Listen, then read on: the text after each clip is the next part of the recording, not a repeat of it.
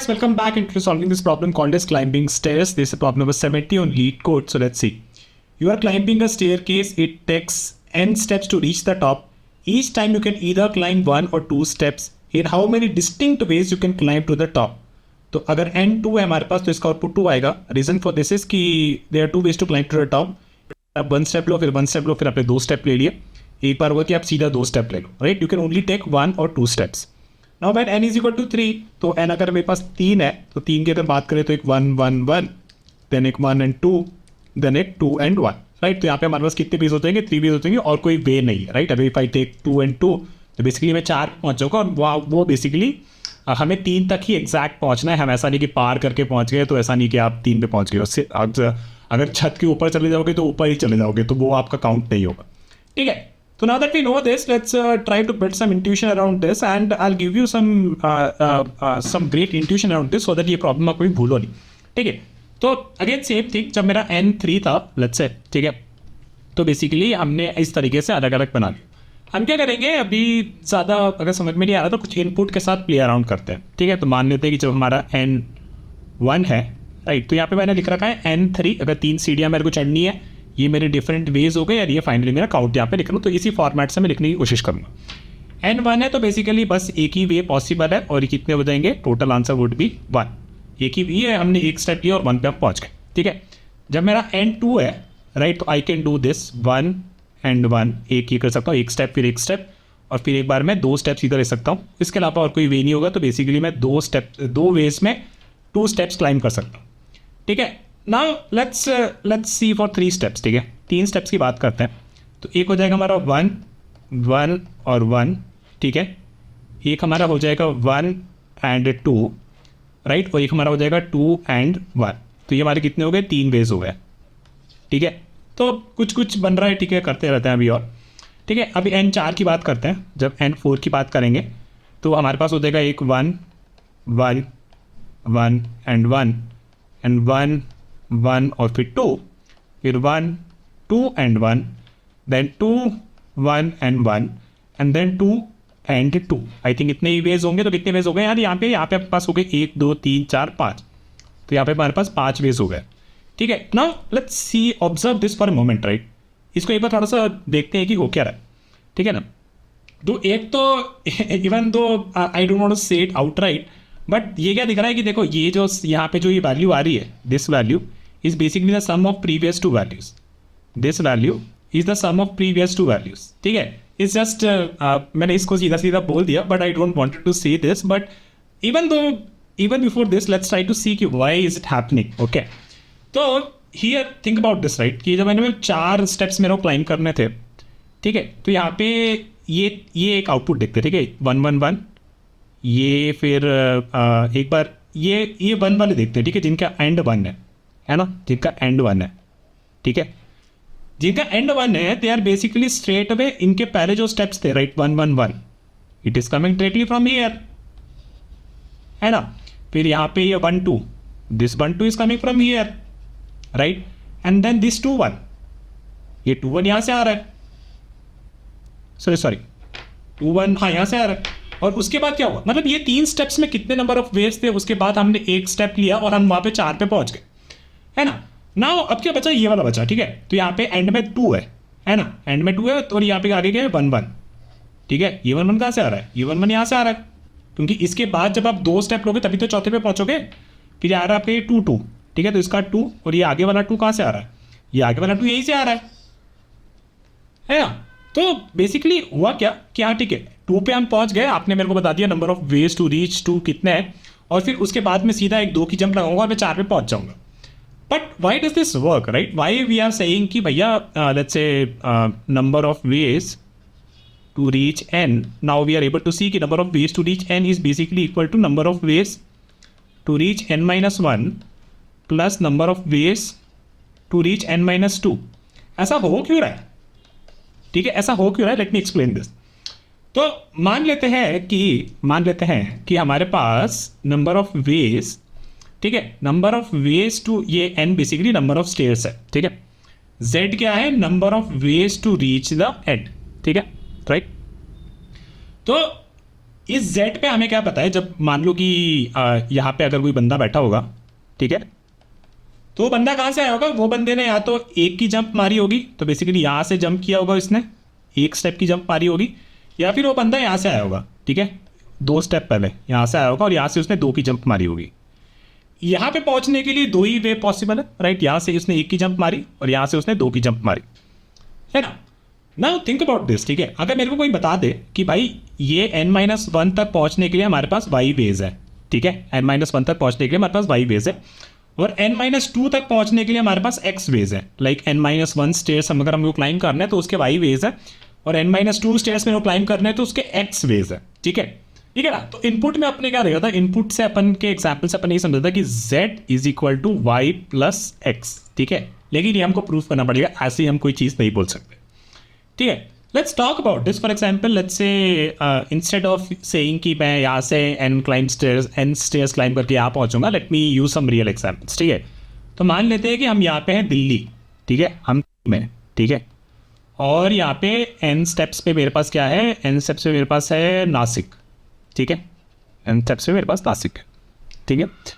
और अगर nth stair पे मेरे पास नासिक है तो इसका मतलब है कि n-1th स्टेप पे कोई होगा और n-2th स्टेप पे कोई होगा, ठीक है। दिस इज n-1th वाला stair and this is n-2th वाला स्टेयर, और ये nth स्टेयर पे तो मेरे पास नासिक है, ठीक है। Now let me zoom here, ठीक है। तो मान लेते हैं कि n-1 पे और n-2 पे कोई प्लेस के नाम दे देते हैं। लेट्स से n-1 पे मुंबई है, ठीक है, n-1 पे मुंबई है और n-2 पे लेट्स से सूरत है, ठीक है। पहले बात करते हैं n-1 की। तो इसका मतलब क्या होगा कि दिल्ली से मुंबई जाने के हमारे पास कितने रास्ते हैं, y रास्ते हैं, ठीक है, यहाँ तक जाने के हमारे पास y रास्ते हैं, ठीक है। लेकिन हमारा क्या था, हमारा खेल ये था कि यार मेरे को पहुँचना है नासिक, ठीक है। तो अगर मैं मुंबई पहुँच जाता हूँ, और मुंबई पहुँचने के कितने वेज है, मुंबई पहुँचने के हमारे पास y वेज दे रखे हैं उसमें, है ना, मुंबई पहुँचने के y वेज दे रखे हैं। उसके बाद क्या है, उसके बाद तो ये फिक्स है ना कि मुंबई से नासिक बस एक ही स्टेप है, सीधा रास्ता, और कोई रास्ता है ही नहीं। तो इसका मतलब क्या हो गया कि दिल्ली से वाया मुंबई, राइट, क्योंकि वाया मुंबई अगर मेरे को नासिक पहुंचना है, ठीक है, तो कितने वेज हो जाएंगे, वाई वेज हो जाएंगे ना, क्योंकि मुंबई तक जाने के ही वाई वेज है। अब उसके बाद तो बस ये लास्ट वाला जो लेग है वो तो बस ऐसे कूद के पहुंच गए एक ही बार में। तो टोटल वेज कितने हो गए, दिल्ली से Nashik via Mumbai, y ways हो गए, ठीक है, ये फिक्स हो गया।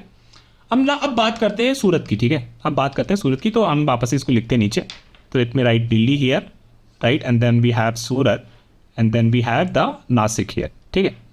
तो अब इसकी बात करते हैं। तो basically again I can write this कि दिल्ली से सूरत जाने के एक्स वेज है, ठीक है, वो हमने लिखा हुआ है n-2 पे हमारा सूरत है, और यहाँ पे हमारे एक्स वेज है सूरत तक पहुँचने के, ठीक है, ये हमारा एक्स वेज है, ठीक है। अब सूरत कहाँ पे था, n-2 पे था, और नासिक कहाँ था आपका, नासिक आपका nth स्टेप पे था, है ना। लेकिन मुंबई से नासिक तो चलो ठीक है, एक ही का स्टेप का जंप है, तो वो तो आपको एक ही स्टेप ले सकते हो और तो कुछ नहीं ले नहीं सकते। लेकिन सूरत से नासिक की जंप क्या है, सूरत से नासिक की जंप है 2 की, है ना। ये डिस्टेंस कितना है आपका, ये डिस्टेंस है आपका 2 का, ठीक है। तो आप कह सकते हो भाई कि यार आप सूरत से भैया एक बार मुंबई एक जंप करा लेते हैं, है ना। तो ये कैलकुलेशन भी तो हमें करनी पड़ेगी, नहीं करनी पड़ेगी। क्यों नहीं करनी पड़ेगी, क्योंकि मुंबई तक के तो आपने सारे रास्ते कर लिए, दिल्ली से मुंबई तक के सारे रास्ते बाई वे में, उसमें ये कैलकुलेशन तो ऑलरेडी आ गया कि दिल्ली से सूरत और सूरत से मुंबई। तो उसका मतलब है कि आप जाते रहो इवेंचुअली दिल्ली से मुंबई, फिर वहां से नासिक जाओगे ना। लेकिन ये कैलकुलेशन तो हम लोग ने ऑलरेडी कर ली दिल्ली से मुंबई जाने में। तो बेसिकली आप सूरत से सीधी लगाओगे 2 की छलांग, ठीक है, आप लगाओगे 2 की छलांग और आप पहुंचोगे नासिक। तो इसका मतलब है कि यहाँ से जाने का बस एक यही तरीका है, एक फिक्स्ड वे है, ठीक है। मुंबई वाला आप नहीं जाओगे क्योंकि वो कैलकुलेशंस आपने पहले ऑलरेडी करेंगे। अब अगेन सेम थिंग, यहाँ तक पहुँचने के लिए, सूरत तक पहुँचने के लिए आपके कितने वेज हैं, एक्स वेज हैं, और यहाँ से आपने फिक्स रास्ता है सूरत से नासिक का, जो कि 2 की आपको जंप लगानी। मतलब मुंबई आप जा सकते हो, लेकिन वो कैलकुलेशन हमने ऑलरेडी कर ली है। तो इसका मतलब क्या हो गया कि इसका मतलब ये हो गया कि नासिक अगर जाना था तो एक बार मुंबई से आप एक जंप करते हैं और एक सूरत से एक जंप करते हैं, ठीक है, तभी आप नासिक पहुँच पाते हैं। तो और मुंबई तक जाने कितने रास्ते हैं, वाई रास्ते हैं, और सूरत तक जाने कितने रास्ते हैं, एक्स रास्ते हैं। तो बेसिकली यही तो हमने प्रूव किया कि इसका मतलब दिल्ली से मुंबई पहुंच के फिर नासिक जाने का वाई वेज हो गया, दिल्ली से सूरत पहुंच के फिर नासिक जाने का एक्स वेज हो गया, है ना। तो दिल्ली से नासिक के वेज कितने हो गए, वाई प्लस एक्स, है ना। And this is the relation we have derived कि बेसिकली भैया कि f of n is equal to f of n minus one plus f of n minus two. यही तो हमने डिराइव कर लिया।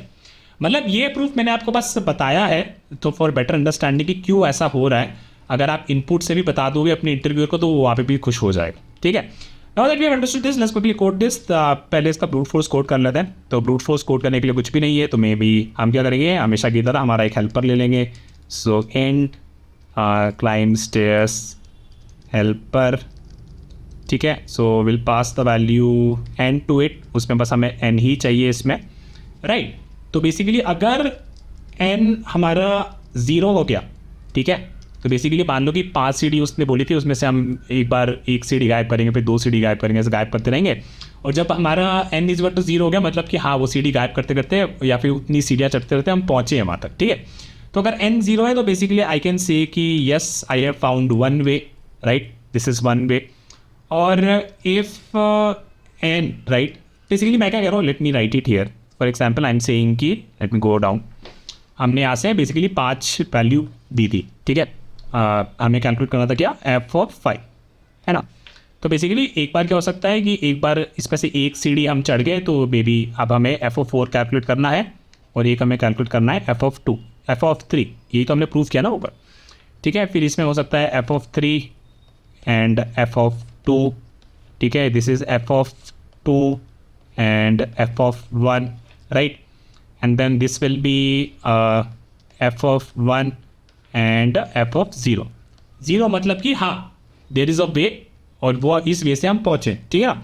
और वो वे क्या है, वो वे बेसिकली ये वाला है, ठीक है। This sorry not like this, let me move this and से लाइक दिस कि यहाँ से यहाँ से यहाँ से यहाँ से और यहाँ से, राइट, ये वाला वे है हमारा, है ना। तो इस वे से हम पहुँचे, तो मतलब जब भी मेरा ये 0 हो गया, ठीक है, जब भी ये मेरा 0 हो गया तो इसका मतलब है कि हाँ भाई एक रास्ता मेरे को मिल गया। तो ये बोलेगा हाँ भाई काउंट अपना 1 हो गया है, ठीक है, क्योंकि यहाँ तक पहुँचने में एक रास्ता हमें मिला था ना। मान लो कि जब मेरा एफ ऑफ 1 है तो एफ ऑफ 1 में अभी और हम कर सकते हैं, राइट, और सीढ़ियाँ घटा सकते हैं। तो इसके बाद हमारा ये हो जाएगा एफ ऑफ, अगर एक सीढ़ी घटाऊँ तो एफ ऑफ 0 और अगर 2 सीढ़ी घटाऊँ तो ये हो जाएगा अपना एफ ऑफ -1, ठीक है। अब -1 मतलब पार कर गए, नासिक के भी पार कर गए, लेकिन वहाँ नहीं जाना था, नासिक ही जाना था। तो इसका मतलब है कि इस केस में हम रिटर्न कर देंगे 0, राइट, कि बेसिकली कोई भी वे नहीं मिला। अब यहाँ पे जब 0 हो गया तो ये भी यहाँ से रिटर्न कर देगा हाँ भाई हमें एक रास्ता मिल गया है, विच इज़ दैट रास्ता, है ना। तो इसमें अपना 1 हो गया, ठीक है। एंड देन इस केस में क्या था, ये इस basically the sum of f of n minus 1 and f of n minus 2। तो यहाँ पे इसका कैलकुलेशन क्या हो जाएगा, 2 हो जाएगा, ठीक है। It's very similar to our Fibonacci thing, है ना। एंड देन ये एफ ऑफ 1, राइट, अब हमको मेमोराइजेशन भी आता है। तो एफ ऑफ 1 कितना आया था, 1 आया था, तो सीधा 1 यूज़ कर लेंगे, ठीक है। And then this will be 2 + 1, तो ये हो जाएगा हमारा कितना 3, ठीक है। 4 पे हमारा क्या हो जाएगा 3 + एफ ऑफ 2, एफ ऑफ 2 क्या था 2, ठीक है, सीधा मेमोराइजेशन से उठा लेंगे।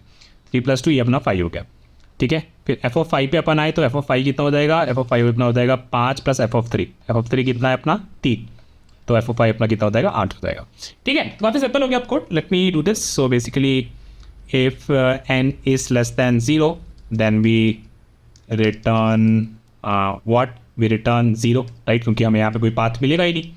And then otherwise we can compute the result is equal to climb stairs of helper, right, of n - 1, right, और and plus this result with n - 2, ठीक है।